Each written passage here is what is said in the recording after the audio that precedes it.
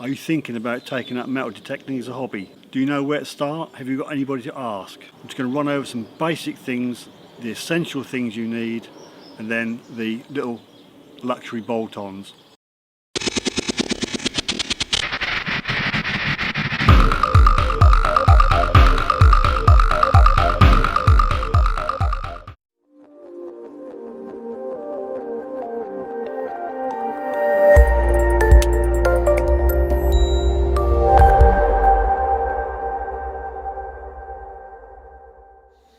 I'll go through the basics of what you definitely need, and then the add-on bits which you don't really need but they're nice to have.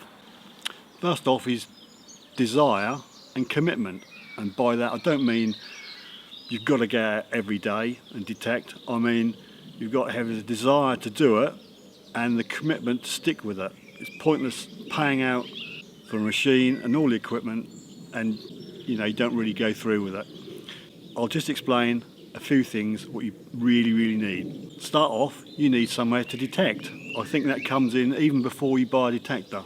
If it's your own garden, a friend's garden, or a beach, you can do beach detecting if you live near a beach. What you can't do is go on SSSI sites, private beaches, and beaches which were used for the military for obvious reasons.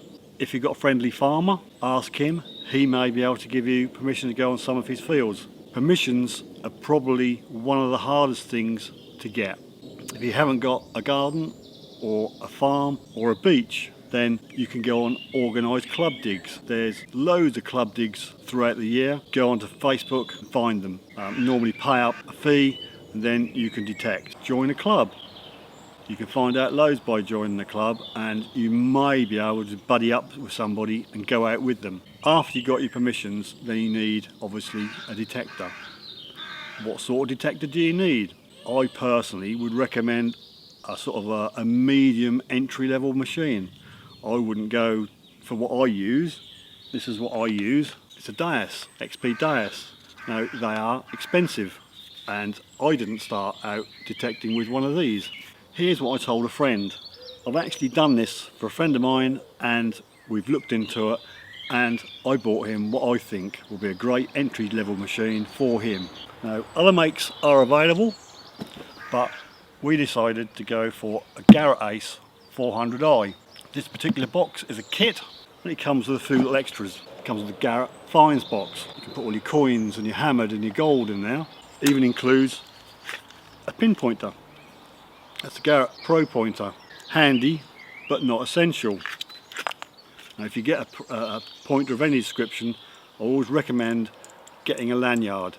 Hook it to your belt or your fines pouch, and then you're not going to lose it. Expensive things to lose. Although some of them will beep when they're lost, you don't really want to get into that situation. So basically, a machine. Now the Garrett. This is the 400i. It's a sort of medium range Garrett. You can get cheaper ones, you can get more expensive ones. Comes with all the gear. You've got a protective waterproof pouch for the control box. It comes with the headphones in this particular kit. This at the time was about 360 for the kit. You may be able to find it cheaper elsewhere. I bought the kit from Regton's. They do a good deal, the service is fantastic, and you get it next day delivery. Also, if you use a Suffolk Sifter discount code, you'll get 10% off. Just use SSDISC, Suffolk Sifter discount. I'll leave a link at the end of the video. Okay, so you've got your machine. You decided not to spend out thousands. What else are you going to need? You've got your detector, you've got somewhere to go. You need some sort of tool to dig up your finds.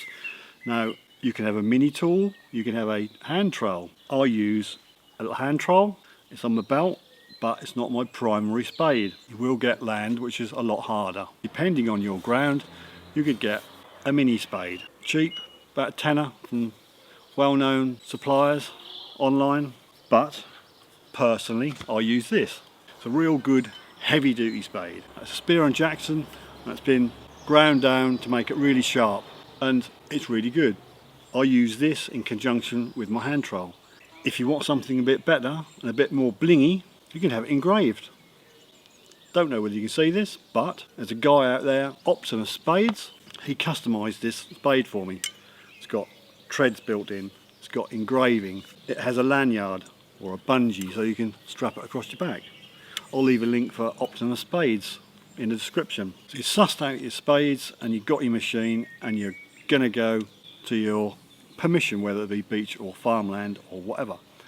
Just be aware, if you find anything nice, what do you do with it? Well, there's a place called FLO, it's Fines Liaison Officer, or it's a Fines Liaison Officer. Get to know him or her, read up and see what you need to do if you find something really nice. And an essential I've forgotten in all this is gloves. Always wear gloves, whether you're on land or on a beach. There's some nasty stuff out there, especially in the ground. If you're on farmland and you've got a cut and you don't wear gloves, you've got a risk of picking up an infection. Also on the beach, there are some nasties. They could be very, very sharp things. They could be fishing hooks, fishing weights, and heaven forbid, needles. So wear your gloves. You need a detector, a spade and permission, and gloves. Little extras, which I've touched on before, is a pinpointer. Not essential because most machines will pinpoint for you. They've got a pinpoint mode so you can move the head of the machine, the coil, to pinpoint your target. But as previously mentioned, a pinpointer can come in very handy. You might be digging a hole, you're going over it with a machine, you've still got the sound of the target in the hole, but you're digging down to Australia. The target could be in the wall of the hole. Pinpointer, they are excellent things. Put your pinpointer on, wave your pinpointer around inside the hole, and you'll hear when you get near your target. And as you move it, it'll go, and you're pinpointed your target. Then when you find this in the wall and not 3 foot down, you look silly and you just dig it out with your hand spade. It's just an overview. Basically, you need permission, somewhere to go, somewhere to detect, you need a machine, you need gloves, you need a spade. That's your basics. All the rest is bolt on, and you don't have to have it to start with. You don't have to have camo trousers or a camo jacket or a camo hat.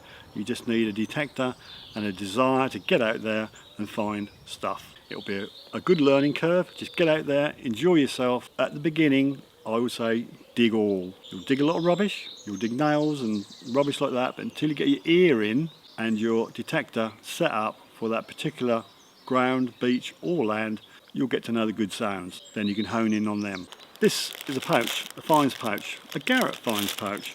This is what I bought for my friend, along with this kit, which includes a pinpointer and a fines box and a book. You can buy these things separately. You can buy just a machine. You can go to a cheaper machine. You can go down the range and get a Garrett 150, Ace 150 or a 250.